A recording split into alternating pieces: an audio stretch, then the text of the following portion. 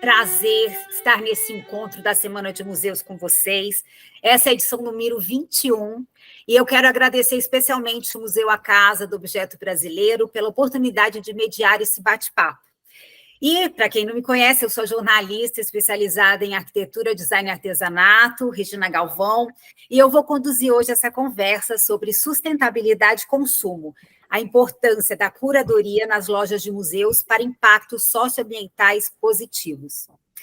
E mais para o final, a gente vai abrir para perguntas, a Aline já está aí a postos, né? Quem quiser perguntar, então, manda sua pergunta aí pelo chat. Peço para vocês manterem os microfones mudos quando não estiverem falando e também desligarem o sinal do WhatsApp para a gente não ter aqueles apitinhos, né, que às vezes acabam atrapalhando. Então, para começar, eu quero apresentar os nossos convidados. Então, eu começo com a Ana Letícia Fialho, que é diretora executiva do Museu A Casa, a Camila Gomes, presente aqui, né, Camila, assim como o Alessandro Silva, ela analista comercial e o Alexandro, coordenador do MASP Loja, do Museu de Arte de São Paulo, Renato Imbroise, como eu comentei, né, que é o designer que mais viajou o Brasil, e sempre no intuito de trazer essas novas propostas para que o artesanal de tradição brasileiro não se perca, né, e sobreviva e ganhe relevância na casa das pessoas. Giancarlo Latorraca, estou apresentando por último, mas não menos importante, que é um parceiro do A Casa, foi diretor do Museu da Casa Brasileira por muitos anos, é uma pessoa aí com circulação pelo mercado de design, trabalhou com a Lina Bobagem, não é, Jean? Estou errada? Não, está certo. Isso, e agora, para a sorte do nosso Museu A Casa, está participando aí da montagem da exposição Trama Canoé, que vai ser a segunda exposição do ano do museu, e com uma exposição sobre tramas e as canoas do Amazonas, que vai estar sendo inaugurada aí nos próximos dias. Sábado que vem. Sábado que vem, isso aí. Então, Ana, vou começar com você, te perguntando qual que é a importância da loja de museu para uma instituição que não recebe recursos públicos, né? E como é que tem sido a experiência dessa seleção de produtos da loja desde que você assumiu a direção do A Casa? Bom, muito obrigada, Regina, pela introdução e obrigada pelo aceite aí, né, dos colegas de mesa hoje.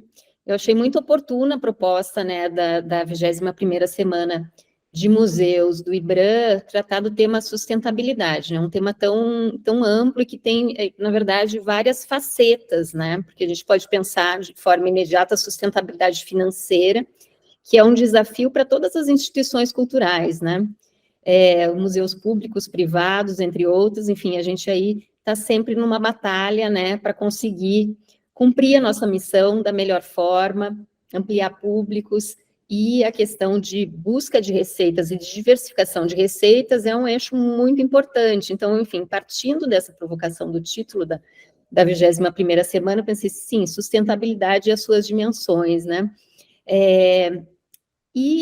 No nosso caso, acho que assim como no caso do MASP, né, a loja do museu tem aí um papel importante, ele responde a essa necessidade aí de uma composição, né, de uma diversificação de receitas, ou seja, permite trazer alguma receita que vai ajudar a instituição a cumprir a sua missão.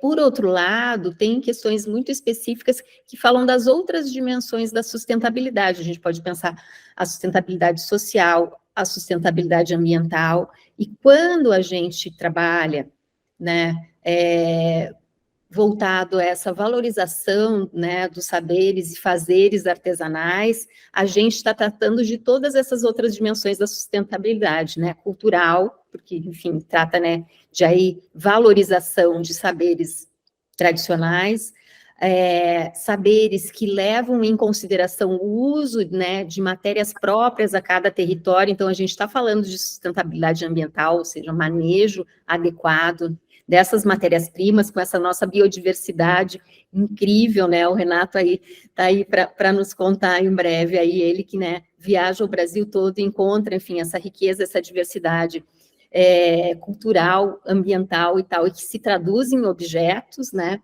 A gente está falando também de uma possibilidade de um potencial de inclusão socioeconômica de comunidades, né? Então, quando a gente toma uma decisão de incluir numa loja, né, de uma instituição localizada numa capital como São Paulo, com, né, capital econômica do país, quando a gente inclui uma produção artesanal num espaço como esse, a gente tem uma responsabilidade também e um potencial de gerar renda e de ter impacto também nessa dimensão, né, da inclusão socioeconômica. Então, essas várias dimensões, elas estão presentes nessa atividade. Então, por um lado, enfim, sim, isso serve, né, para a instituição ali perseguir a sua missão, e no nosso caso, né, da Casa do Objeto Brasileiro, trabalhar pela valorização desses saberes artesanais, usando esse espaço de visibilidade também para gerar impactos positivos aí. Então, quando a gente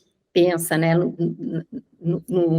nas seleções dos objetos que estão ali, levando em conta também essas outras dimensões e, claro, perseguindo aí sempre um ideal de um comércio mais justo. O que significa um comércio mais justo, né? Aquele que também leva em conta as dimensões ali do contexto de produção, da origem dos produtos, da remuneração adequada, enfim, são essas questões todas que entram nessas escolhas que são feitas, né? E a gente está aí numa perspectiva de ampliação das atividades da loja do museu, já estamos, aliás, inclusive, em reforma, com uma perspectiva de poder ter mais diversidade de produtos, dar mais visibilidade a essa produção riquíssima, e em diálogo também, eu acho que aí o papel da curadoria, quando ela existe, né, em comunicação com a programação da instituição, um conteúdo na loja que dialogue com aquilo que a gente se propõe a trazer na nossa programação cultural, né? Então, agora, vocês já deram um spoiler e convido a todos, aí a gente vai ter a abertura da exposição Trama Canoe no próximo sábado, dia 27, e a loja do museu, ela vai ter um olhar aí específico para a produção artesanal do estado do Amazonas, embora tenhamos aí representadas várias outras regiões do Brasil. Mas eu vou ficar por aqui nessa introdução, para a gente poder ter uma troca aí, depois eu continuo, que eu quero contar também de um projeto muito especial que a gente desenvolve e que tem a ver com tudo isso que eu comentei. Tá certo. Então, Renato, já que a Ana Letícia citou aí o seu nome, você é um parceiro aí de longa data do Museu A Casa, e você está do lado de lá, né? Dessa história, eu queria que você contasse assim, como é que você acha que as lojas de museu podem contribuir para dar essa visibilidade, para ser essa vitrine para o artesanal brasileiro. E, assim, eu queria que você falasse um pouco também, porque eu sei que o bordado Boa Noite, eu tive na Ilha do Ferro recentemente, e aquele bordado Boa Noite, que é uma preciosidade daquela região, né? É muito característico ali de Alagoas, da região da Ilha do Ferro e proximidades, que você e a Renata Melão fizeram um trabalho muito especial lá, introduziram as cores, novos padrões, né? O barquinho, as casas, e que isso faz bastante sucesso ali na loja do Museu A Casa, né? Que é um dos produtos assim, carro-chefe. Então, eu queria que você falasse um pouquinho sobre esses dois pontos.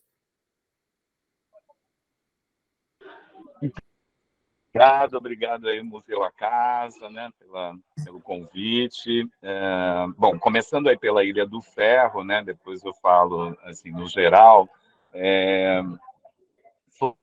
sem dúvida, uma grande impacto e relativamente rápido. A gente teve 1 ano de projeto, e é sempre muito... Ô, Renato, você está cortando muito a sua voz. Será que você, em algum outro lugar, você consegue... que a gente... Está cortando? Está cortando. Fica perto do roteador. Fica perto do roteador. Mas deixa eu ver, aí você está indo mais longe ainda, hein? Vai ver que o roteador está no poste lá. Precisa tirar o som, está desligado. Não está, não. O dele. O dele. Você tá achando? Oi, Renato. Mas não está melhor agora? Agora parece que está Tô do melhor. lado do Vamos roteador. tentar. Tá, isso, ótimo. Vamos tentar. Então, o que eu estava falando é que assim, é muito difícil assim, a comunidade absorver rapidamente uma mudança, né? Porque ela não entende para onde vai, quem vai comprar, que valor é esse, nem sempre elas têm investimento para esse desenvolvimento do produto novo, né? Então, nesse caso, especialmente aí com o Museu à Casa, houve esse olhar para isso, né? De chegar, de valorizar, de investir. Teve um grande investimento para que isso acontecesse. Mas isso não é sempre, né? Na verdade, corro o Brasil inteiro, em alguns casos, não é. Como é que você consegue que essa comunidade acredite nesse produto novo, né? Para onde vai? Então, eu fico me segurando, porque eu estou aqui em Sergipe, e aí eu fico emocionado na hora que eu chego e deixo um exercício, e o exercício está pronto, dê oportunidade para essas mulheres. E aí posto, aí começa a vir uma lista de pessoas interessadas em compra de novo. Ah, então, a ilha, a gente teve esse tempo, então, por isso, o produto ficou muito bom, muito forte e que tinha uma instituição que estava comprando essa produção, investindo, bancando essa produção. Não é sempre assim, entendeu? É isso que eu queria dizer para vocês. Agora, a importância não só das lojas dos museus, assim como, né, a gente está sempre desenvolvendo o produto, buscando o mercado, quem é o cliente que está comprando, né? O tempo inteiro, envolvendo oportunidades em cada comunidade para vários nichos de mercado, né? Assim como eu penso na loja do museu ou eu penso também numa escala gigante, né? Porque, por exemplo, aqui eu estou com mais de 4, 5 mil mulheres bordando no estado. Então, é difícil de uma loja essa produção, entendeu? Então, esse quebra-cabeça é muito difícil, mas é bem possível. Então, a gente começa a articular exemplos com Tokstok, Natura, outras marcas e marcas também de moda e tudo que vai absorver essa produção, né? Eu tenho que mostrar isso para elas, assim, esse outro valor do trabalho delas, né? E isso, eu não estou falando só daqui, isso em qualquer lugar por onde eu passo, eu esbarro nessa dificuldade, sabe? Algumas mais do que outras absorvem, por exemplo, aqui onde eu estou, elas acreditaram logo na minha fala, então elas investiram, elas compraram material, elas se juntaram, elas fizeram o exercício de uma peça, que é uma peça que elas nunca fizeram, então gastou muito material para desenvolver essa peça. Então elas estão acreditando nisso, nesse lançamento, nessa ideia nova. Como fazer isso? Eu acho que só com muita conversa, com muita mesmo confiança, e você está ali com a cara para bater e dar resultados, né? Você tem que dar resultados para elas, e resultados relativamente rápidos, que a grande maioria compra o seu material para vender para anteontem, né? A gente está falando aqui de um grupo que toda semana baixa vários compradores, assim, comerciantes nordestinos, que vêm distribuindo pelo Brasil inteiro os caminhos de bordado Ponto Cruz e em feiras no Nordeste com preços assim de 10, 15 reais cada caminho de bordado inteiro de Ponto Cruz. Como é que você vai pensar num produto que vai valer outro valor E aí você tem que ter um pouco de cuidado de não deixar o cliente que ela já tem, né? E apresentar para o outro cliente.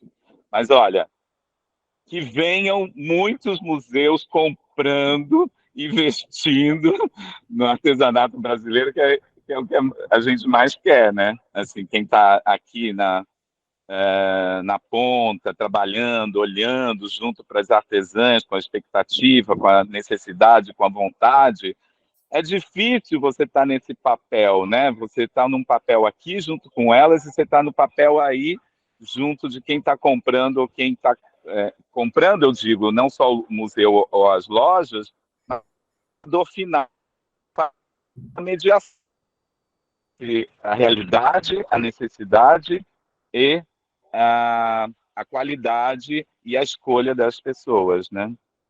Certo. Então, para quem entrou agora, o Renato está lá em Sergipe, mas que bom que você se aproximou aí de onde a gente conseguiu te ouvir aí com clareza, Renato. Obrigada. E acho que você levantou uma questão bastante importante, e agora eu vou fazer essa pergunta para o Alessandro e para a Camila, né, que são representantes do MASP, porque eu acho que o preço é uma questão muito difícil ainda de ser elaborada pelo consumidor.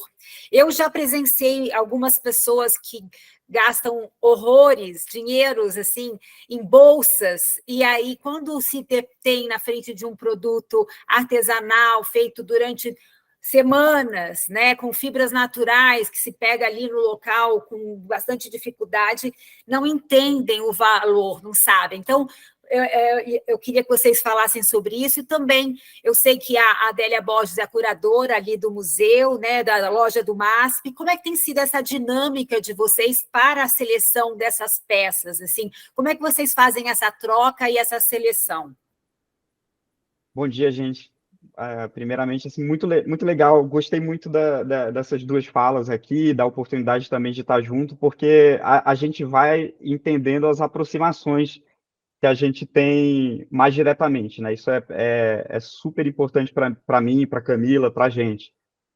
Eu acho que para responder um pouco disso, eu preciso voltar um pouco ali atrás para o início da loja do museu, como que a gente chega nesse projeto a partir de 2016, que foi de um encontro ali de interesses, desejos e propostas entre o Adriano Pedrosa, que é o diretor artístico do museu, e a Adélia, que é curadora adjunta, voltada para o MASP Loja, de ter uma loja que saísse desse perfil de só ter o souvenir que todo museu tem, toda loja tem, ou também de não ter uma curadoria de publicações, que é uma coisa que não existia em 2016, e hoje em dia é minha equipe que faz, especialmente o Alailson, que não está aqui com a gente.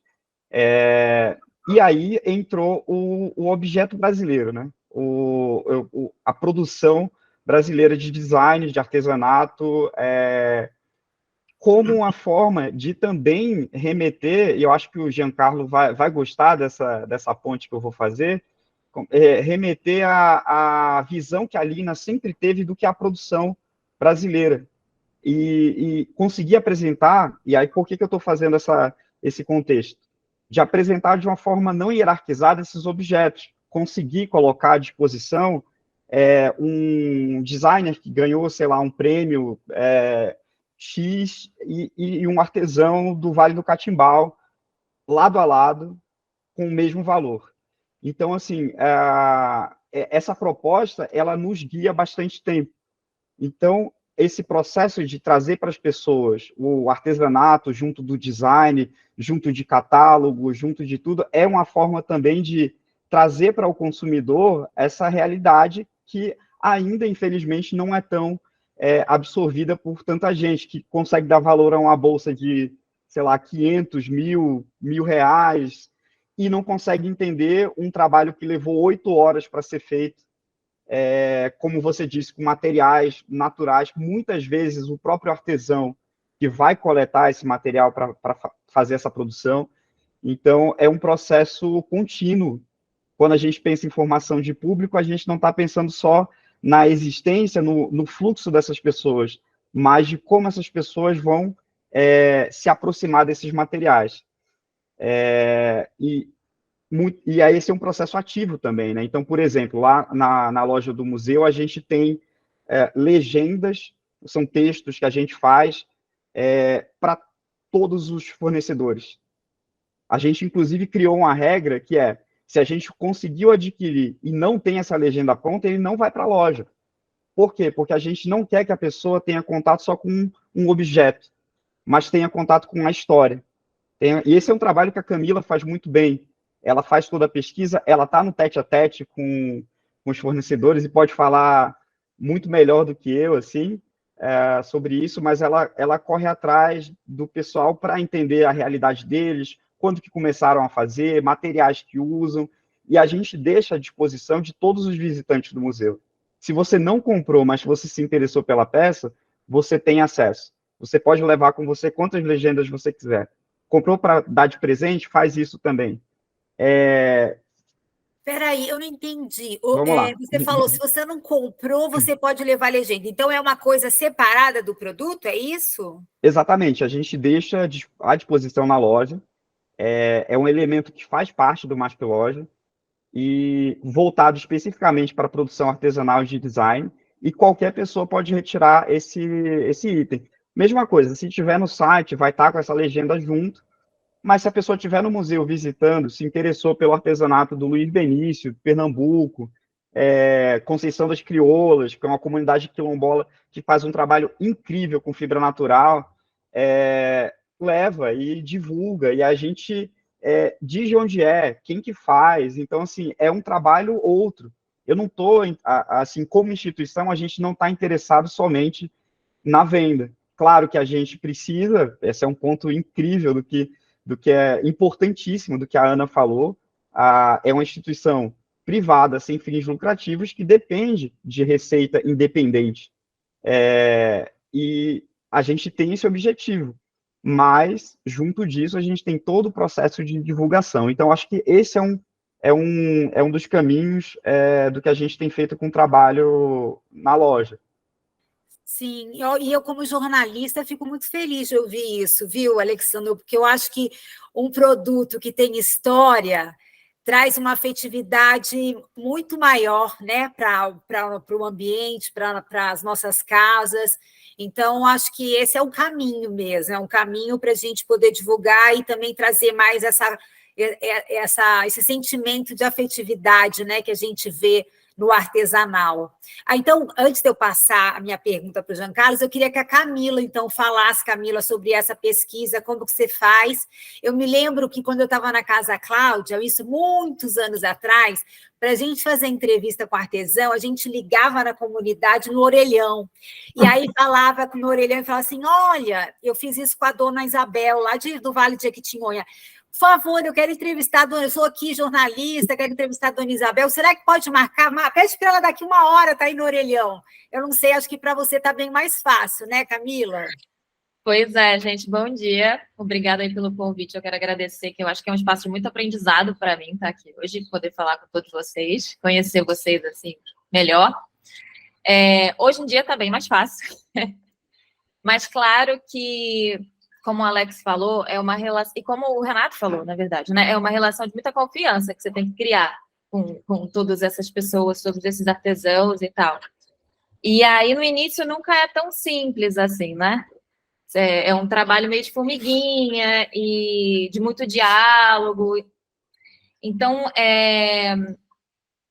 eu acabo assim, eu acho que é uma troca e de muito respeito, sabe? Eu aprendo muito com eles e aí a gente consegue fazer essa troca de uma maneira mais respeitosa, mais calorosa, e a gente acaba criando uma relação mesmo. Uma relação, às vezes, de amizade, né?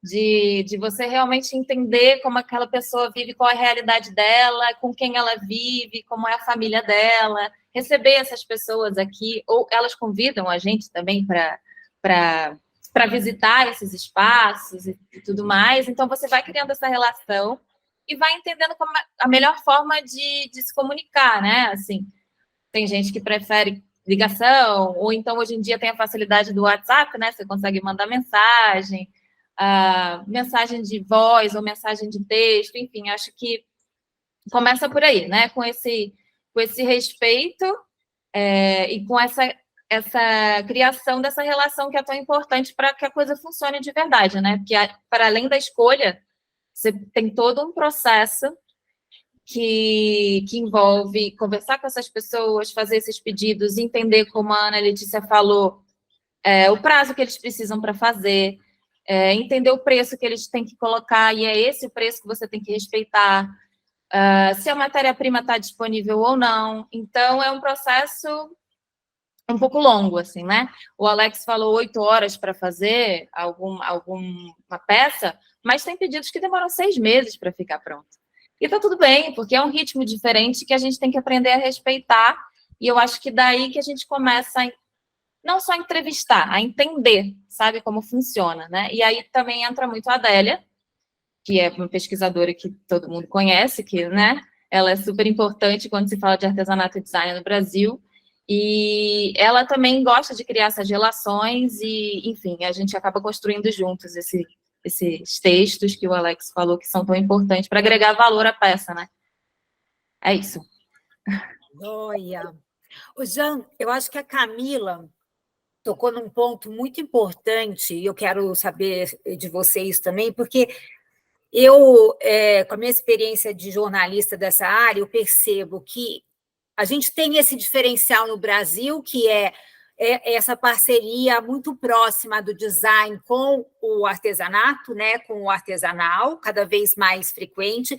Eu vejo o Renato e o Sérgio Matos também, eu posso citar esses 2 exemplos que eu conheço de perto, que têm uma relação muito de igual para os artesãos, né? Então, assim, acho que as experiências bem-sucedidas são essas que trazem essa boa troca e não uma coisa de superior para um acadêmico e o outro que não foi para a escola e que talvez tivesse menos saberes, que não. Eu vejo eles com muito cuidado na relação com essas pessoas. E acho que você pode trazer um pouco dessa experiência que você teve do contato da Lina, né, que é uma das pessoas que a gente cita sempre como com olhar apurado para o artesanal brasileiro, né, que trouxe toda essa importância, né, ele jogou luz nessa importância para nós. E você, como diretor do Museu da Casa Brasileira por tantos anos, eu sei que vocês não tinham loja agora recentemente, mas vocês já tiveram uma loja terceirizada lá, né? Eu queria que você falasse também dessa sua perspectiva como gestor, como é que você enxerga essa possibilidade de trazer o artesanal para uma instituição relevante como é o Museu da Casa Brasileira e ter uma loja nele. Legal. Eu agradeço também, é uma satisfação estar aqui com vocês, poder trocar essas experiências. Eu sou um admirador, assim, muito grande da loja do MASP, acho que é uma das melhores lojas de museus que a gente tem no país, né? E eu acho que essa visão, Regina, acho que é sempre a minha visão um pouco desse ponto de vista institucional, né? Pensando na instituição museológica, eu acredito que, inclusive, esse movimento que a gente vê na loja do MASP hoje tem a ver com a mudança do paradigma da representatividade eurocentrada, né? Eu acho que isso é um movimento recente, quer dizer, no caso, inclusive, aqui a gente pega a Renato Imbroise e a Renata Melão, a Casa, quer dizer, são iniciativas pioneiras que já estão trabalhando, já estão na estrada há muito tempo. Eu acho que a gente pode voltar um pouco no tempo depois com a história da Lina, mas que acho que esse momento que a gente está vivendo hoje, quer dizer, essa busca de equidade de representação da diversidade cultural, que já está sendo sinalizada pela programação, redirecionamento das coleções dos museus, né, que tem ocorrido nos últimos tempos, já é uma condição que altera o mercado. Eu acho que simboliza um novo acesso criativo, quer dizer, mais do que nunca necessário, né, gerando um impacto social indiretamente, melhora de autoestima e uma legítima amplitude da visão da nossa sociedade, né, porque no fundo a gente está, né, não é nenhum milagre, assim, demorou, né, agora estamos descobrindo que brasileiro não é uma só categoria de classe, de pessoa. Então, assim, isso é um momento muito importante que eu acredito que a gente está vivendo. Assim, me dá até um certo alívio pensar, ufa, o século XXI está começando, né? Com todas as complexidades que a gente tem, mas esse é um aspecto muito positivo. Então, acho que isso influencia diretamente o mercado e, por conseguinte, no nosso caso aqui, nas lojas que vendem os produtos associados aos museus, né? E aí não dá para a gente abster, como o próprio Alexandre mencionou, e a Regina também agora, quer dizer, essa figura da Lina Bobardi, que junto com o professor Bardi, que eles promoveram uma nova perspectiva de atuação dos museus, né? Que é ampliando o que se entendia como o campo da arte, e lidando com esses aspectos da arte e técnica associados tanto ao artesanato popular quanto ao design da autoindústria. E aí, chegando no nosso caso das lojas, quer dizer, no caso específico das lojas, essa questão da curadoria é fundamental. Aí eu já daqui a pouco chego no caso do Museu da Casa Brasileira. Que essa curadoria, que é essa visão, na verdade, que a Adélia Borges, né, que já foi mencionada aqui, que ela é uma crítica e curadora de design, ela define como visão não hierarquizada da cultura, que é o que a gente vê nesse processo, vamos dizer, muito pioneiramente sinalizado pela Lina Bobardi, e que dentro dessas lojas de museu, até a gente pode visualizar, eu assim, tenho uma maior proximidade, vejo como 2 casos de sucesso extremo, que eu acho que são faróis, assim, para indicar essa atuação de loja dentro de uma programação contemporânea dos museus, que é o Túlio Mariante, que a gente não pode esquecer, que ele teve a loja Novo Desenho, e a Adélia Borges agora nessa atuação curatorial na loja do MASP, acho que são 2 faróis muito importantes nessa atuação. Sim, e Giancarlo, o Túlio também coordenou a loja do MAN, né, durante bastante tempo. Então, a loja Novo Desenho, ela começou no MAN, eu acho que foi em 2002, né, e aí dentro dessa visão, quer dizer, ele misturava designers, desde os Campana, Sérgio Rodrigues, todos os designers contemporâneos brasileiros que fazem sucesso aqui e fora, com o trabalho das cooperativas, produtos feitos por artesãos, coordenados por designers, assim como o trabalho que a casa desenvolve, o Renato Imbruise, todos comprometidos com sustentabilidade, desenvolvimento das comunidades de várias regiões brasileiras. Aí o Túlio também teve a loja no Museu de Arte do Rio de Janeiro, que é o MAR.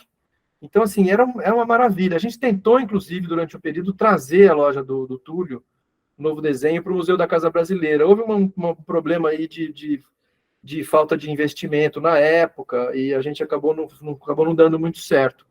E no caso da Adélia Borges, quer dizer, com essa visão da não hierarquização da cultura, né, ela tem como o Alexandre mencionou, quer dizer, essa preocupação com vamos dizer, é um trabalho curatorial de estruturação de conteúdo, né, como a Camila colocou também, quer dizer, esse contato com os artesãos, trazer esse conhecimento agregado à peça, né, que no caso de vocês falam o valor, né, agregado ao objeto, quer dizer, são objetos que têm uma sintonia, voltando ao que eu falei no início, com essa orientação cultural pela direção artística do museu, que acho que é importante que, de certa forma, o Adriano Pedrosa buscou no MASP resgatar de uma maneira contemporânea todas aquelas aberturas, né, que haviam sido propiciadas no projeto original do museu. Eu acho que isso é muito importante.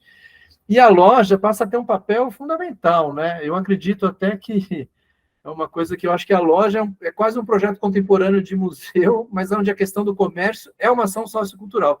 Eu acho que digo assim, eu coloco isso porque a se pensar, sabe? Eu acho que é uma questão importante, assim, na atuação contemporânea dessa viabilidade de acessos da cultura dentro de um mundo que era extremamente cifrado, fechado, embora várias iniciativas de romper com essas bolhas, né, que eu chamei de eurocentrada, quer dizer, é uma realidade nova que se apresenta. E eu acho que a casa, agora puxando um pouco a brasa aqui para o nosso lado dessa atuação da Casa do Objeto Brasileiro, eu acho que é um modelo de museu que, assim como o trabalho do Renato Imbruise, quer dizer, associado a isso, é um modelo de uma atuação muito, vamos dizer, com muito pé no chão, né, atrelado à realidade. Quer dizer, fazer uma exposição que diretamente ela está associada à venda, vamos dizer que é um outro paradigma aí que a gente vai lidar. Quer dizer, a loja, eu fiquei pensando aqui esses dias sobre esse nosso debate, porque, nossa, é quase que uma nova possibilidade, vamos dizer assim, sem pensar nos aspectos que se realmente tem preconceito, fica preocupado com venda e tal, porque neste caso, Renato está aqui para dizer melhor que ninguém, é uma transformação onde a cultura tem um acesso pela porta dos museus e faz uma mudança social e cultural efetiva. Então, assim, queria colocar um pouco isso. Eu não falei do Museu da Casa Brasileira. Gente, eu falo demais. Não, você pode falar, vamos falar do museu daqui a pouco. Agora, Ixi, peraí, que está um barulho agora.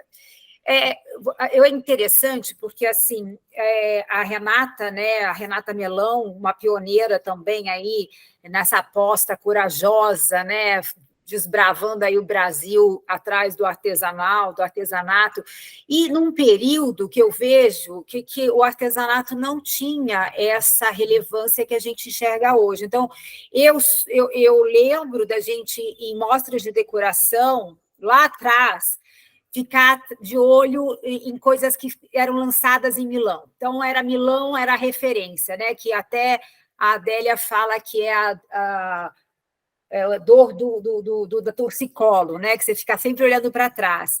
E agora a gente já enxerga. Então, assim, aí começou o design brasileiro ter evidência nas mostras de decoração, e hoje você vai, a Casa Cor está aí para começar logo mais, no final de maio, e você vê muito artesanato e arte popular nos ambientes dos arquitetos. Eu acho que, assim, demorou bastante esse processo para os profissionais de decoração e de design enxergarem como utilizar essas peças dentro das casas das pessoas. Não sei se você, Renato, Giancarlo, Alexandro aí concordam, né, a Ana, mas demorou-se um pouco para entender. E eu acho que com essa coisa da massificação, até como você citou do ponto cruz aí, né, Renato, de R$20, assim, como concorrer com isso, né, com material que chega aí a R$20, que a gente nem sabe se foi mão de obra escrava ou não foi, como que chegou a isso, e que a gente agora tem essa oportunidade de trazer isso de uma forma como ela merece, né? Então, eu acho que a gente está aí num caminho cada vez mais feliz, num caminho cada vez mais consistente para essa valorização. Você não acha, Ana? E aí se aproveita e conta também dessa experiência tão bonita que tem a casa com os indígenas Warau, lá refugiados no norte do Brasil. Certo, Regina, não, eu fiquei ouvindo, né, todo mundo falar e a gente fica já com vontade de comentar e interagir, resgatar alguns pontos, enfim.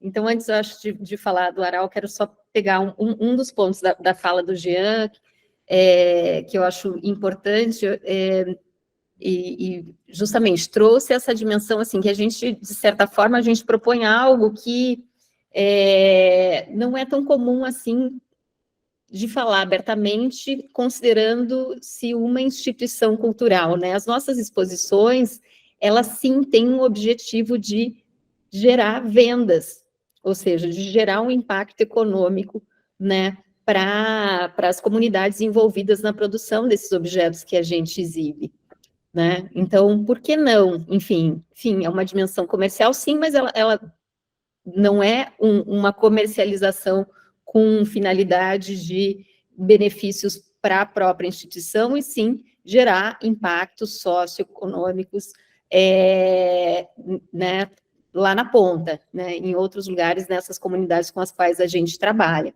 Então, eu acho que essa quebra de paradigmas, né, ou pelo menos aí um tensionamento aí, né, do que é o papel de uma instituição cultural, do que é o papel de um museu, né, isso acaba enfim, eu acho que é muito oportuno que a gente comece, de fato, a questionar de forma mais aberta, né, e, enfim, talvez esse tabu que se tenha, né, em relação, na cultura a gente tem muito isso, né, falar da dimensão econômica, falar da importância que é vender, da importância que é estabelecer um preço, que é de valorizar um produto, né, que reconhecer o valor de um produto e tudo mais.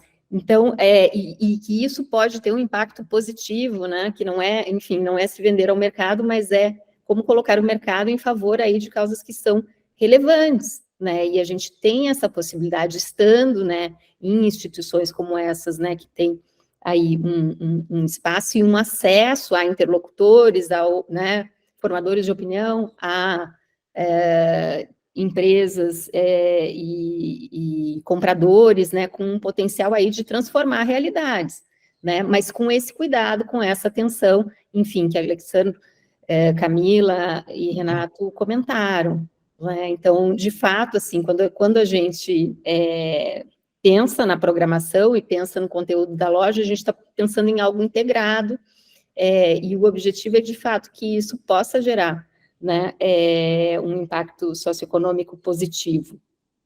E aí, pegando esse gancho, enfim, né, a casa trabalha, enfim, tem essa missão central aí da valorização do saber artesanal, e a gente trabalha, digamos assim, em duas linhas complementares, que eu acho que nem todos conhecem, que é desenvolvimento de projetos com comunidades artesãs, por um lado, né, e a nossa programação num espaço físico em São Paulo e tal, mas que também tem essa vocação, enfim, de gerar visibilidade, de chamar atenção para determinadas produções. E atualmente, né, na verdade, desde 2000 conversas começaram em 2009, mas o projeto em si foi implementado em 2020, a gente trabalha com uma população indígena refugiada da Venezuela, da etnia Huaral, com um projeto em campo, e a gente tem aqui parte da equipe, acho que a Dalila está conosco, que né, faz parte da nossa equipe, está lá em Boa Vista. Então, é um projeto que tem aí o propósito de trabalhar com a cadeia de valor do artesanato Huaral, né, com essas mulheres que estão numa situação de refúgio, né, que vem aí entrando de mais intensamente desde lá de 2016, 2017, que se intensifica esse fluxo, e chegam em condições bastante difíceis no Brasil, e que trazem, enfim, né, para quem não conhece, e logo a gente vai ter aí, enfim, um vídeo que conta essa história, né, disponível nas nossas redes e tal, a gente está finalizando. Quem não conhece a história dessa cultura, enfim, é uma cultura de 8.000 anos, né, que nasce ali no Delta do Orinoco, que é isso, é um saber ancestral maravilhoso, com uma produção de altíssima qualidade, e que pode representar a possibilidade aí de uma inserção, de uma sustentabilidade para essas mulheres que chegam numa situação bastante vulnerável no Brasil. Então, é um projeto que a gente desenvolve em parceria, né, com o Alto Comissariado das Nações Unidas e com o BID, né, para atuar, por um lado, atuar lá em campo, né, onde estão parte, né, dessas artesãs, porque hoje, enfim, já se encontram em outras localidades no Brasil, mas a gente trabalha em Pacaraima, que é a porta de entrada, né, fronteira Brasil-Venezuela, Boa Vista e Manaus,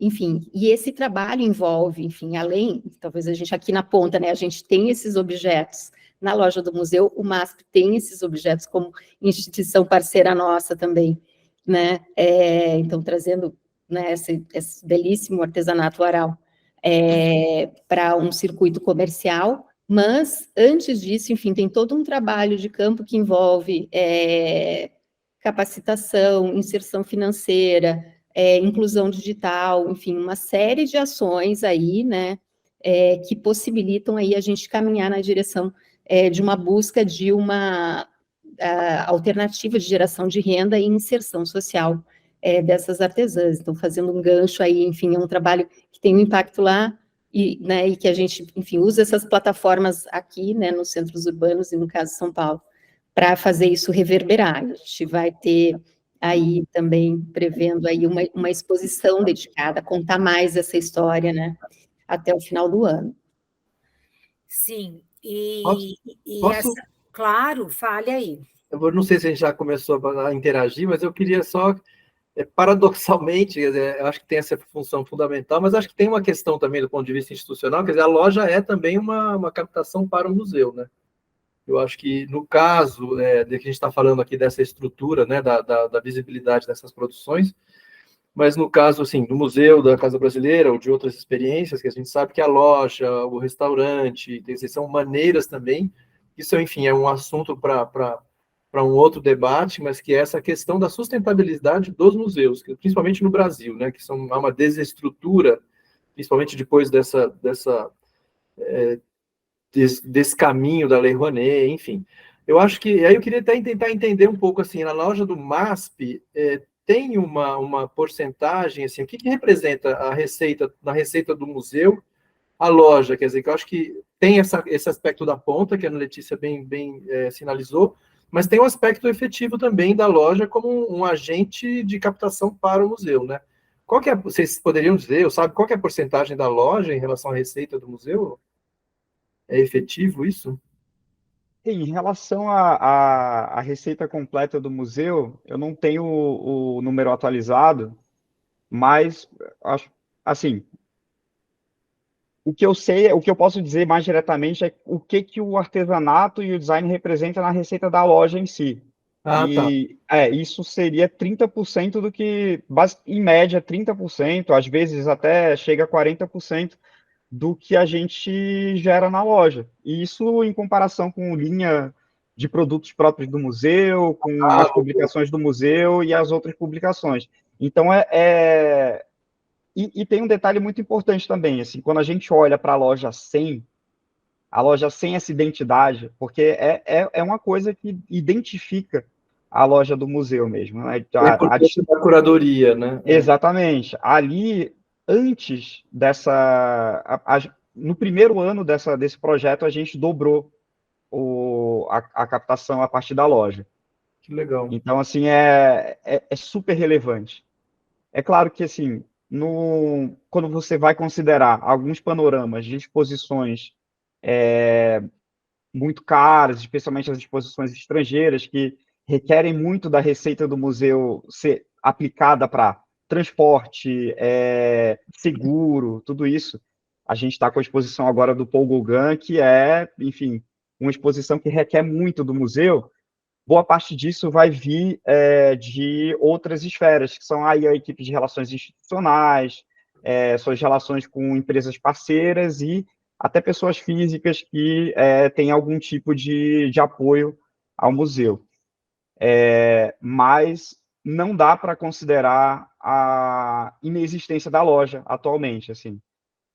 Não dá. Assim, na verdade, a gente considera expansões e 2024 está chegando, prédio novo, uma loja 3 vezes maior presente, basicamente 200 metros quadrados de loja, que a gente já está quebrando a cabeça para ver o que a gente adiciona. Nossa. Eu gostei muito do que a Ana falou sobre a gente está fazendo uma reforma porque a gente quer ter mais. Porque o que ocorre é que esse microcosmo da loja demanda isso da gente. A gente conhece e quer divulgar tanta coisa que a gente olha para a loja e fala assim, não tem espaço suficiente para eu fazer direito. Então, a gente precisa pensar em evoluir. Então, a própria receita da loja, ela vira um gatilho para esse tipo de ação. É uma coisa que se retroalimenta, vamos dizer assim, né? Então, tem essa coisa de expansão, tem a importância da receita, mas a gente pretende expandir, porque é essa a realidade, né? Você falou da falta de estrutura para as instituições se manterem com folga, e a ideia é que a gente consiga promover essa folga eventualmente, que a gente possa depender mais do próprio museu, e isso é crucial, assim, libera a cabeça para mais projetos, né? Para uma expansão de ação maior. Acho que E isso 30%, é o que eu posso responder com mais gabarito, vamos dizer Não, é assim. legal, era só para dar um contraponto assim, da importância também da loja Legal. dentro da instituição museológica. e 30% é bastante relevante, né? Vocês aí Do que são artesanato. gestores, 30% eu acho que é bem relevante esse número. Agora, o Renato, queria trazer você de volta aqui para a conversa, porque você tem também atravessado aí o Atlântico com experiências fora do Brasil, principalmente lá na África. Eu queria saber, essas experiências fora do país, o que você tem aprendido, o que de diferenças você pode pontuar para nós e também trazer essas experiências para o Brasil como uma contribuição? O que a gente pode fazer ou não fazer que você tem visto lá fora? Então, eu fui para lá exatamente para contribuir o que eu estava fazendo aqui, né? Em 2003, quando eu fui chamado para desenvolver uma das comunidades. Vocês estão me escutando bem? Sim. Tá.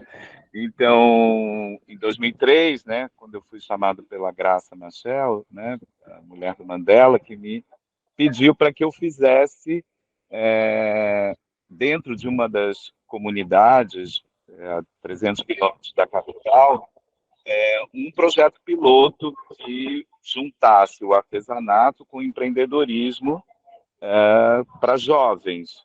Então, desde 2003 que eu estou muito em Moçambique, em São Tomé e Príncipe, né, fora Guiné-Bissau, os outros países palopes com menos intensidade, né? Eu recentemente fiquei também 1 ano e meio em Lisboa. Todos esses, né, a gente esbarra na questão comercial, né? Como melhorar e como alimentar as vendas desses artesãos todos. As necessidades são muito parecidas, idênticas às que a gente tem aqui, né? Em alguns casos, quando o artesão tem o seu processo todo ligado à matéria-prima local, aonde ele retira, às vezes é mais fácil, relativamente mais fácil, porque, por exemplo, agora que eu estou muito na ilha de Moçambique, eu rapidamente consegui, eu e a Lui, que é uma outra designer que estava junto comigo, rapidamente a gente conseguiu, com uma das comunidades cesteiras, de cesteiros, desenvolver uma linha de mais de 20 peças, porque eles têm o material, eles dominam a técnica, eles não têm essa dependência. Agora, ao mesmo tempo, com os alfaiates, com as bordadeiras, com as crocheteiras, que depende de outras X matérias-primas, aí isso começa a amarrar. Idêntico aqui. E aí vai às vezes na matéria-prima não tão adequada, com um valor mais baixo para um outro público, né? Então é difícil, porque você tem que ter uma ideia rápida, com soluções muito rápidas, imediatas, sabe? Então, o que eu aprendi lá, vamos dizer assim, o que a gente não tem tanto hoje em dia aqui no Brasil, porque o investimento foi muito grande e continua sendo. Estou falando de uns 30 anos, ou 30, quase 40 anos para cá, o que veio de investimento nesse setor artesanal. Várias instituições brasileiras, ou mesmo o governo brasileiro, apoiando. Em Moçambique não existe isso. Existiu muito pouco, e num período muito rápido, o governo apoiando. É uma relação muito pequena. Então, as necessidades são muito maiores, sabe? São bem maiores, e aí começou-se a outros países vizinhos a buscar, vamos dizer assim, a entrar dentro de Moçambique outros artesãos com técnicas, com ideias, com melhorias de trabalho para ir vender ali. Porque hoje se tem de 15 anos, não, 15 não, um pouco menos, acho que 12 anos para cá, existe uma feira permanente na capital, que não existia. Mas isso é muito pouco para um país que é muito extenso, é só a capital que tem. Você conta nos dedos as poucas lojas. Não existe lojas de museu comprando artesanato moçambicano. São muito raros, entendeu? Raríssimos. Então, os artesãos têm que... É uma briga muito grande, onde tem lugares um pouco mais de turismo, né? Onde o turismo está mais forte, aí se consegue vender um pouco melhor. E aí as nossas dificuldades é como a gente fazer isso lá e como que a gente traz esse material de lá e distribui, né? Porque esse é um desafio que eles me colocaram. Eu tenho que abrir pelo menos 10 pontos comerciais, não só em Moçambique, como fora de Moçambique. A gente está fazendo acordos em Lisboa, porque a gente, ano passado, lançou um projeto que chama projeto Bandim, que é um projeto de mais de 130 imigrantes, refugiados, muitos são dos países de língua portuguesa, mas mistura-se, em Lisboa mesmo, mistura-se muitos indianos, muitos paquistaneses. E aí a gente lançou, não sei se vocês conhecem, naquela loja Vida Portuguesa, que é uma loja assim, meio referência em Lisboa, que apoia o artesanato, apoia a história, né, do feito à mão no país, né? Então a gente conseguiu rapidamente fazer uma entrada muito boa no país, né? E é uma aí loja com linda, isso né, Renato? é uma loja bastante, né, importante no país, né? E eles estão abertos para a gente, não só mostrar o que se foi feito em Lisboa, mas também nos Palopes. E o próximo que a gente vê é mostrar o projeto de Moçambique lá, né? Junto com talvez alguns projetos no Brasil. A gente está trabalhando muito, assim, eu acho que nessas andanças para lá e para cá, você esbarra nessas dificuldades em todos, sabe? Nas dificuldades de como vender melhor e como melhorar o seu preço e melhorar, isso é geral.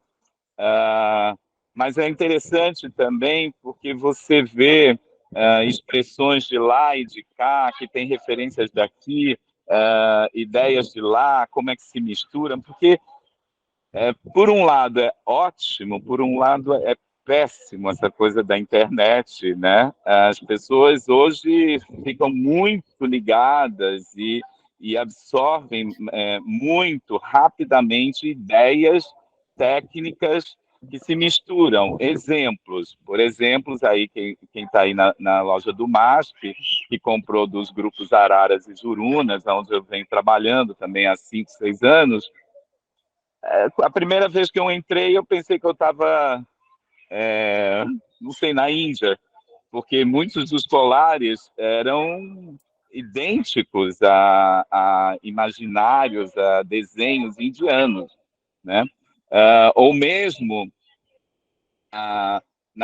mesmo assim, quando você fala essa luta assim de você insistir para que a pessoa própria desenhe, para que ela traga de si a sua ideia e tudo, mas você dá meia volta, rapidamente você está vendo ela com o celular buscando uma ideia de que não é dali.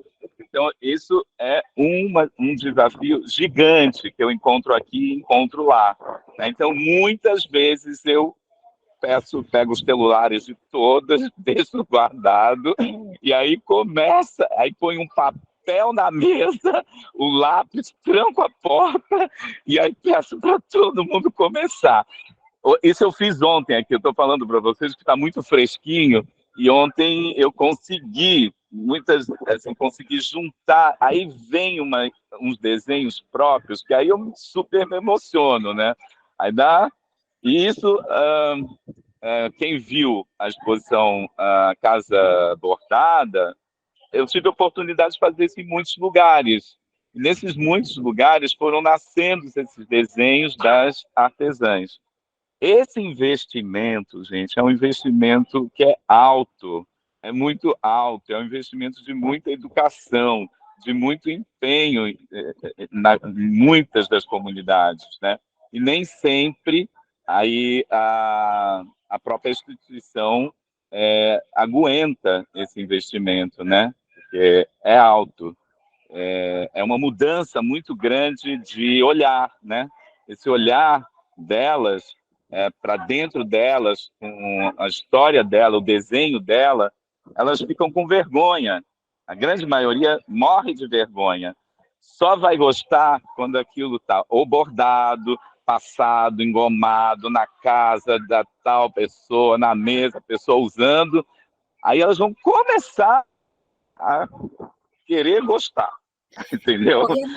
Ô, Renato, mas nesse tempo, desde os anos 80 que você está nesse caminho, você vê que o Brasil tem melhorado ou a gente está parado aí no tempo? O que você acha nesse setor? Olha, eu acho que melhorou muito. muito, acho que veio muita gente, veio muitos jovens, muitas pessoas olhando para esse setor, trabalhando, se empolgando. O Brasil, como o Jean falou também, né? Muita gente, né, olhando mais, assim, os museus, todo mundo acreditando mais nessa cara do Brasil, né? Nesse jeito do Brasil. Eu não estou falando que isso não aconteça lá em Moçambique. Moçambique também, de uns anos para cá, só que mais tarde, né? Isso começa a acontecer mais tarde. A gente começou no final dos anos 80, começo dos anos 90, talvez. Eu me lembro que, assim, quando eu comecei a trabalhar pelo Brasil inteiro, foi em 95, 96. Aí foi uma enxurrada de projetos e me requisitaram para correr o Brasil inteiro. Isso ainda não existe em Moçambique. Isso não existe. Os designers que estão lá também estão lutando muito e vão para alguns poucos lugares. Mas eu começo a ver alguns passos, sabe? Alguns passos como essa feira, como algumas designers aparecendo, como outras instituições. Eu estava lá, recentemente estava o embaixador dos Estados Unidos, estava uma pessoa da França, uma pessoa da Espanha, portugueses, tudo olhando principalmente para esse programa de apoio à cultura, ao artesanato local, sabe? Então, eu acho que o que eu tenho para contribuir lá é isso. E o que eu ganho muito, é isso que eu digo, tudo isso que eu faço aqui, né? Mas o que eu ganho muito é um povo, uma alegria, uma dança, uma comida, uma felicidade, um abraço, uma paixão de um pouquinho que seja que você consegue dar, já é um agradecimento monstruoso. Assim, eles agarram com muita garra e com muita vontade o que você está dando. E isso aqui eu vi durante muito tempo aqui no Brasil, muitos grupos perderam essas oportunidades, sabe? Muitos grupos perderam oportunidades de investimentos que foram feitos e não agarraram essas oportunidades, sabe? E quando agarra é um alimento para a alma, né, Renato? Não é à toa que você está sempre sorridente e bem-humorado. Agora, eu vejo assim, não sei o que vocês concordam, se vocês concordam, mas eu vejo que o design brasileiro, voltando o olhar, não sei, o Jean Carlos também pode falar bem sobre isso, o Alexandre, o design brasileiro voltando o seu olhar para essas técnicas artesanais, indo até a fonte, né? Por exemplo, eu posso falar o Giacomo Tomasi, que é um exemplo, que desenvolveu uma coleção linda com pessoas, com artesãos do Paraná que faziam cerâmica. Depois, o Sérgio Matos mesmo, que tem uma contribuição com o Zarau e com muitos indígenas do Amazonas. O MASP, tendo uma loja que volta também, né, o seu olhar para o artesanal. Então, assim, eu acho que todas essas ações, elas têm contribuído também para a gente ter uma esperança maior sobre o artesanal brasileiro, né? Porque eu, quando vou fazer entrevista, sempre fico muito chateada quando eu escuto algumas mulheres, e aconteceu isso na Ilha do Ferro, falando que as novas gerações não se interessam, né? Que quem é mais jovem acaba não querendo mais fazer aquilo. Mas também existe um movimento contrário, eu acho que, por exemplo, lá na Ilha do Ferro mesmo, no ateliê do seu Fernando, da Ilha do Ferro, do seu Fernando, a neta dele agora foi a primeira menina a fazer mobiliário de madeira, que geralmente quem faz esse mobiliário de madeira são os homens, então ela começou a se interessar. Então, acho que a gente está nesse movimento crescente, não sei o que vocês acham disso.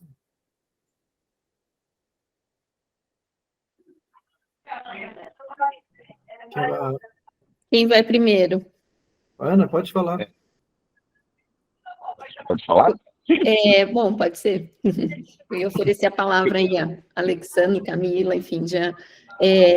Mas eu acho que esse é um desafio e essa é uma das contribuições, enfim, dos desdobramentos, eu acho que dessa contribuição, desse trabalho que é feito, né, para gerar mais visibilidade, mais interesse, enfim, colocar essas produções de forma não hierarquizada, né, enfim, é produção cultural da mais alta qualidade, mais alto interesse, que traz todas essas histórias, toda essa riqueza, enfim, e essa valorização é o que pode permitir que esses fazeres sejam transmitidos de geração para geração, né? E eu acho que esse é um desafio, a gente, daí voltando a falar do projeto Aral, enfim, né, a gente agora, enfim, estava trabalhando com as artesãs que já trazem, né, esse conhecimento desse fazer e tal, e agora como envolver as novas gerações, as jovens, né, os mais jovens, nessas atividades, como contribuir, como provocar, como inovar, como pensar formas de comercialização, enfim, engajar as novas gerações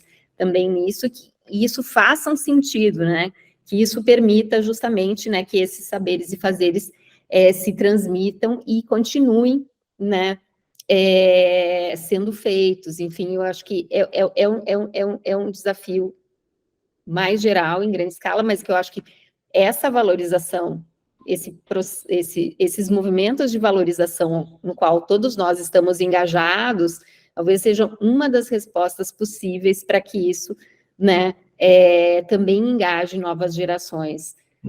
Mas, enfim, pessoal, com você. Eu acho importante isso, sim, que você, agora, enfim, a gente, como tudo, tem várias possibilidades, vários caminhos, né? A gente tem esse momento efervescente de valorização e tudo mais, mas é sempre bom a gente também ter em mente, assim, esse trabalho seríssimo do Renato, quer dizer, o trabalho que a casa faz, mas eu acho que, assim como todos os booms, assim, de ondas, né, que a gente vê, tem um risco também, que eu acho que isso é uma coisa da gente estar sempre atento, dessas apropriações indevidas, né? Eu acho que, assim, o uso, a exploração, eu acho que aí entra toda uma questão da valorização do trabalho, do retorno, né, da mais-valia desse produto para o artesão.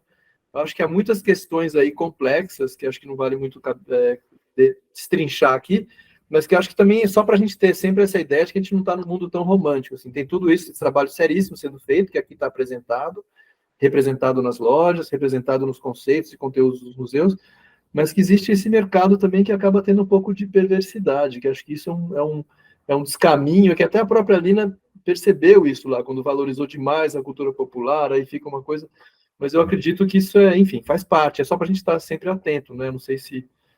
O que seria a perversidade? Explica melhor isso, porque eu também não entendi. Olha, eu não sei, não precisa nem dizer nomes, mas eu acho que, por exemplo, se apropriar de um trabalho de um artesão, vender, comprar por preço baixíssimo lá, né, não acho que é o caso aqui, mas conhecemos situações, a pessoa vai lá e compra baixinho, aí vende caríssimo aqui, uma apropriação mesmo, uma apropriação quase que de mercadoria colonial mesmo, né? Comprar barato, vender caro, ou se apropriar criativamente, botar a pessoa para trabalhar, depois vender a peça, né? Peça de couro, colorida, caríssima, a pessoa participa do processo e acaba sendo... Eu estou dizendo isso, assim, é óbvio que isso não é nada do que a gente está falando aqui.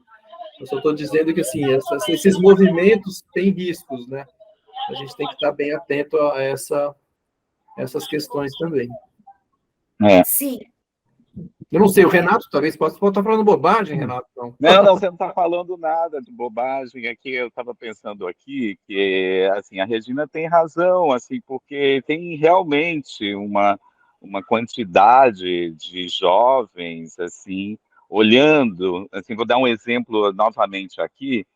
Então, assim, há 100 anos, ou mais de 100 anos, as mulheres daqui fazem um tipo de desenho trazido pelos portugueses, tá? Esse desenho, que vocês já devem ter visto, é quase que como uma guirlanda, uma coroa. Essas mulheres, assim, isso se espalhou inteiro em Sergipe. Quando você começa a conversar, as jovens dizem assim, olha, isso era o que a minha mãe pedia, ela me empurrava para eu trabalhar, para eu fazer, eu ficava a semana para fazer 5 coroas e eu ganhava 50 centavos ou R$1 por coroa, mas para mim era importante fazer isso. A mãe fazia, a filha faz, a avó faz, todas faziam e ainda uma ou outra isso veio diminuindo, não fazem mais. Porque aquilo que eu estou falando, a oportunidade da internet, ela vender agora diretamente e fazer ideias outras X, elas começam a fazer isso. Eu tenho visto muitas delas começando a vender diretamente, a fazer sua loja, a fazer seu marketing, a fazer a venda direta. E aí começa a ter um ganho um pouco melhor, né? Então, está sumindo, sim, algumas pessoas e muitos dos artesãos está diminuindo. Eu vejo uma diminuição. Não é o caso da Ilha do Ferro. A Ilha do Ferro virou um caso assim meio raro de uma grande criatividade, né, naquele lugar e de várias pessoas, né? Eu acho que até muito mais a parte da madeira do que do bordado. O bordado a gente fez uma ação e eu não vejo elas desenvolvendo mais isso, né? Desenvolvendo, que eu digo, ampliando elas. Mas, Renato, eu acho que elas não têm nem tempo, porque elas me falaram que elas não dão conta de tanta encomenda que elas têm. Eu sei disso, mas sabe o que é bonito quando eu falo aqui e quando eu disse para elas lá atrás, eu disse, vamos fazer uma exposição, assim, como é que era? Vamos fazer uma exposição, não, uma coleção, no amor ou na briga, não me lembro como, do marido e da mulher, ninguém vai pôr a colher, né? E era para elas se inspirarem nos desenhos dali dos artesãos, que são bem interessantes, e começar a bordar, assim como elas bordaram os barcos, assim como elas bordaram as casas. E aí, claro que o preço vai ser diferenciado se vem um produto ou se vem uma ideia diferente do que elas já estão fazendo. Isso para.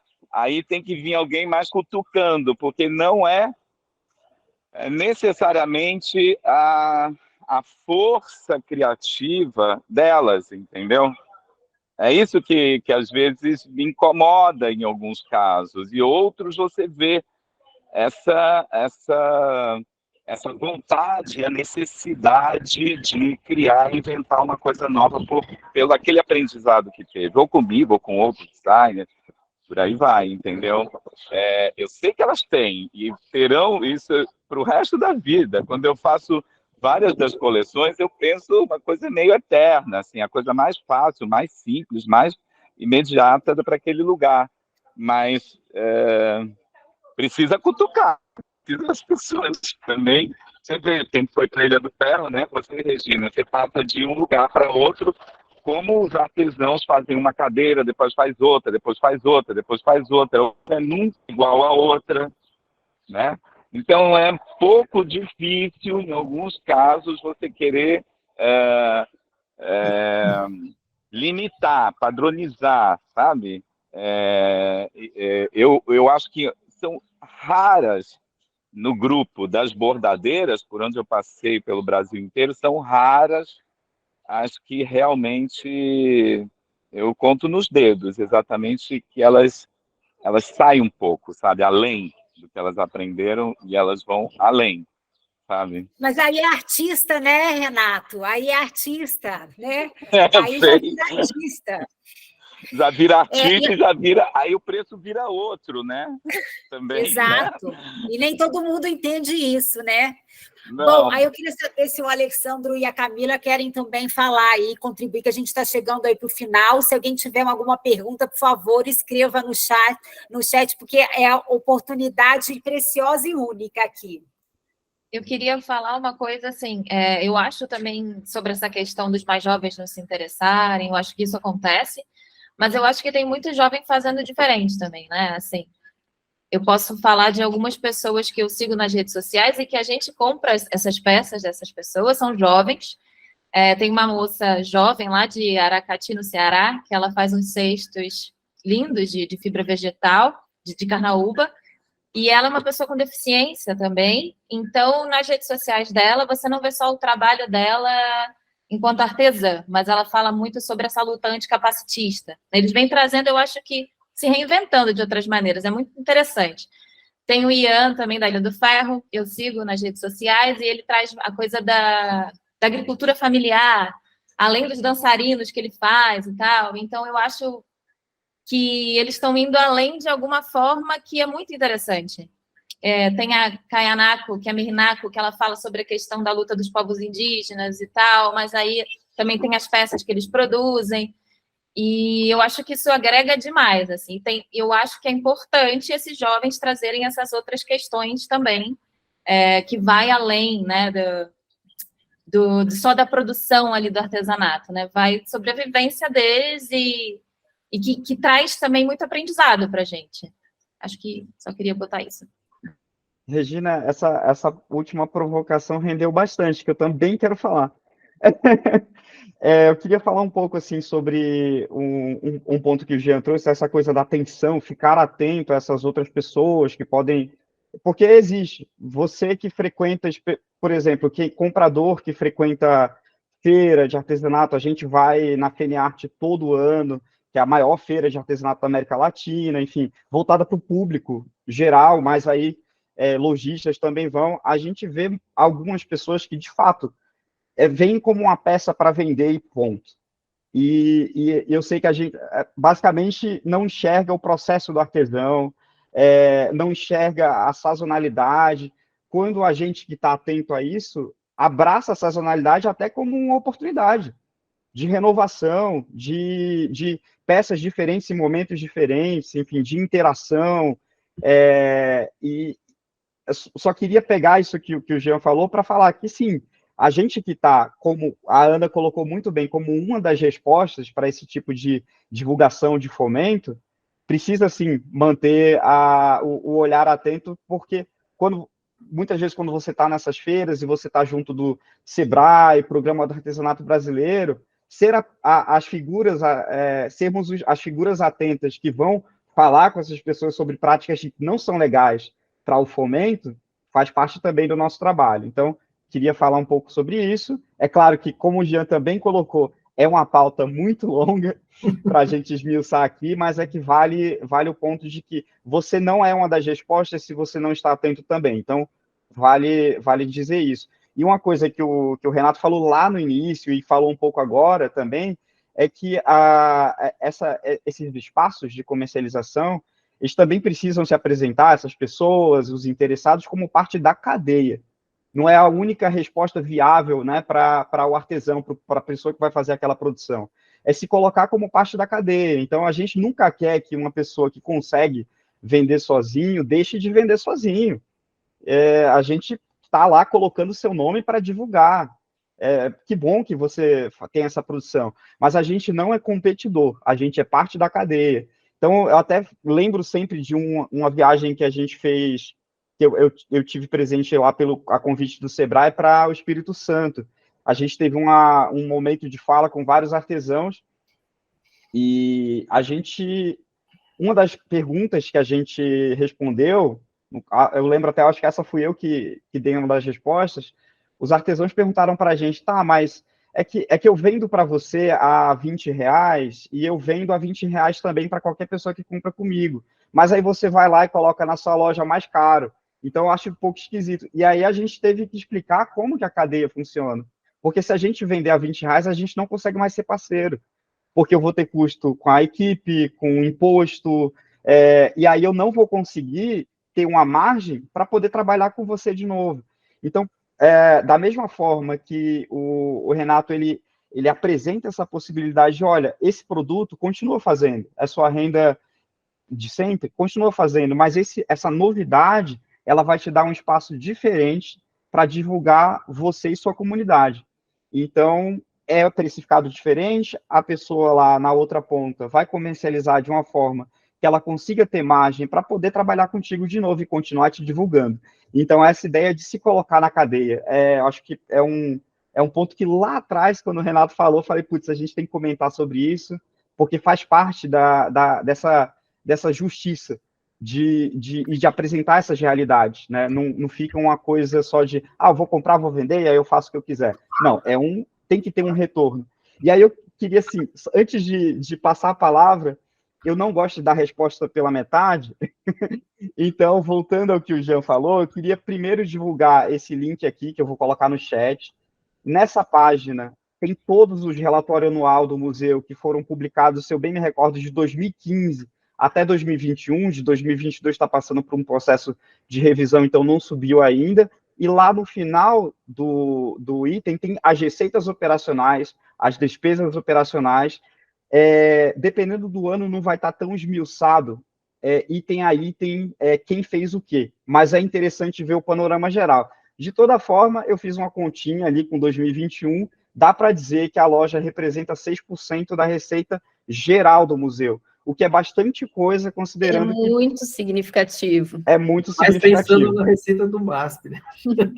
Então, assim, é um número legal, e tá lá, a gente divulga todo ano, então faço esse convite para vocês irem, e também pode me perguntar, assim, que eu puder responder, eu vou fazer como o Jean, se eu não tenho na hora, eu consigo. Olha, muito obrigado, viu? Foi muito gentil também, muita atenção. Renato está querendo falar. Não, porque então... já está esgotando meu tempo. Mas, assim, só queria fechar que, assim, a Alexandra, é o seguinte, essa questão de que, assim, a grande maioria entende, mas não entende o que o lojista vai colocar, o que o representante vai colocar. Eles entendem, eu estou falando mais até da grande massa, né, de artesãos pelo Brasil, o lojista parceiro, ou é o comerciante vizinho que está passando e comprando, que compra com assiduidade. Elas sabem disso, mas elas não escutam isso. Eu falo 70 milhões de vezes, o Sebrae fala, vocês falam, o lojista fala, todo mundo fala, mas não escutam. E aí, algumas pessoas furam e querem vender diretamente, e aí fazem as suas lojas virtuais, né? A gente tem um exemplo muito também em Sergipe com as rendeiras da renda irlandesa. Elas quebraram dois grupos, um grupo é uma associação e outro um grupo de artesãs independentes, porque elas querem vender diretamente uma a uma, diretamente para o consumidor final, né? Elas não... É uma decisão delas, a grande maioria não quer. Então, assim, cada caso é um caso complexo, muito complexo, e aí isso vai muito em função do que a gente tem de produção. Se em determinados lugares a produção é muito grande, aí elas têm que achar jeitos, né, de como comercializar, e não pode ficar atendendo um ou outro e com essa de falas. Mas isso eu escuto aqui na África, eu escuto o tempo inteiro. Fala, como não surgiu nenhuma pergunta e a gente está caminhando aí para o final, já 1h30 de conversa, não achei que fosse render tanto, né, com a gente conversando, eu só vou contar para vocês aqui um caso de empreendedorismo que me chamou muita atenção. Então, eu fui fazer uma reportagem com o Expedito Celeiro, não sei se vocês conhecem, que é o mestre do couro no Brasil, e aí ele tinha acabado de fazer um recente trabalho com designers, e eu achei uma sabedoria muito, muito grande, porque o seu Expedito Celeiro tem um ateliê, a família dele toda envolvida lá no trabalho, todo mundo contribui, ele passou, né, esse conhecimento para filhos, netos, sobrinhos, tem uma loja na frente do ateliê, onde ele vende os seus produtos, ele tem um museu do lado do ateliê, na mesma calçada, onde ele conta a história da vida dele, e aí tem lá a máquina de costura que o bisavô trouxe para o Brasil, Então, assim, ele registrou tudo, que é uma coisa rara até para os designers brasileiros que se perdem aí na documentação. Então, o seu Expedito tem o museu, tem a loja. E aí ele me falou assim, eu falei, seu Expedito, o senhor nunca teve vontade de sair daqui, não? Depois de ganhar, né, tanta repercussão? Não, não, não. Eu quero é que vocês venham aqui para consumir na loja do fulano, para se hospedar no hotel do outro, e comer na casa e comer no restaurante do outro, porque foram as pessoas que me ajudaram ao longo da minha vida a chegar onde eu cheguei. Então, eu quero que vocês venham para cá e não que eu vá para lá. E aí ele comentou também outra coisa, assim, e não me venham aqui me falar do jeito que eu tenho que fazer. Eu sei muito bem como eu tenho que fazer, cada um fazendo o que sabe. Então, eu acho que, assim, sabe, a gente tem tanto a aprender com essas pessoas, né, que é aquele encantamento que o Renato falou do início. Eu acho que são pessoas que têm muito mais a ensinar para a gente do que a gente ensinar a eles.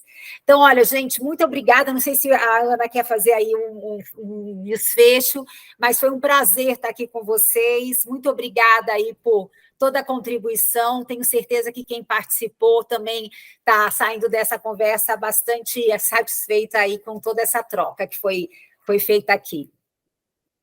Só agradecer os nossos parceiros de conversa, a quem nos acompanhou hoje. Tenho certeza que essa conversa aí vai circular e repercutir para quem não pôde entrar ao vivo. Eu acho que a gente, claro, é um tema que não se esgota. Eu acho que, né, vocês trouxeram questões importantíssimas, que era exatamente o propósito da nossa provocação, né? Ampliar essa discussão, trazer, enfim, os desafios, os prós, os contras, as coisas que a gente tem que, no dia a dia, se engajar e ter muita atenção, né? Como o Alexandro falou, enfim, a gente tem uma responsabilidade enorme, e a gente quer compartilhar essa responsabilidade, e a gente como parte dessa cadeia, mas eu acho que também, enfim, quem frequenta, quem são os públicos, né, dessas instituições e dessas lojas também, aí que pelas nossas ações possam ter mais consciência em relação ao, né, o que representa, que consumo é esse, né, que cadeia de valor é essa,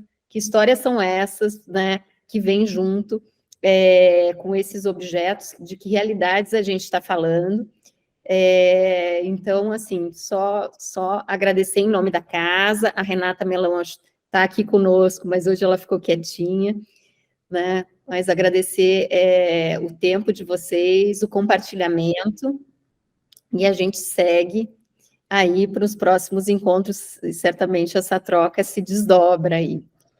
Acho que o Renato quer dar uma... Olha, ele está... Gente, eu quero aqui agradecer ao museu, a você, Regina, a todos, junto aqui com as rendendeiras, né? Eu quero que vocês ajudem a render aqui para as rendendeiras, entendeu? Porque vai vir muita coisa aqui, não é, meninas? Mostra para a gente o que elas estão fazendo, para a gente ver o que elas estão fazendo. Vocês querem ver? Quero, vai lá, mostra para a gente. Rápido. Vem aqui, abre aqui. Isso é só um comecinho, gente. Deixa eu ver. Olha só que lindeira. Ai, que coisa linda. Lindo. E cada uma fez um pedaço, Renato? Cada uma. Cara, e aqui tem um monte de flores, Agora vai vir as frutas, vai vir o jegue, elas em cima do jegue, vai vir tudo aqui, tudo que elas têm direito, abacaxi na cabeça, elas estão enlouquecidas, e eu espero que o MASP compre, que o museu compre, entendeu? Porque é muito... Gente, vamos dar um tchau aqui, vamos dar um tchau lá para São Paulo.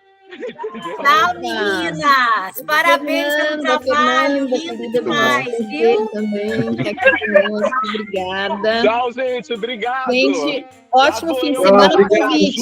27 de maio temos a abertura da exposição. Estaremos lá. Para quem estiver aqui em São Paulo. Tchau, pessoal.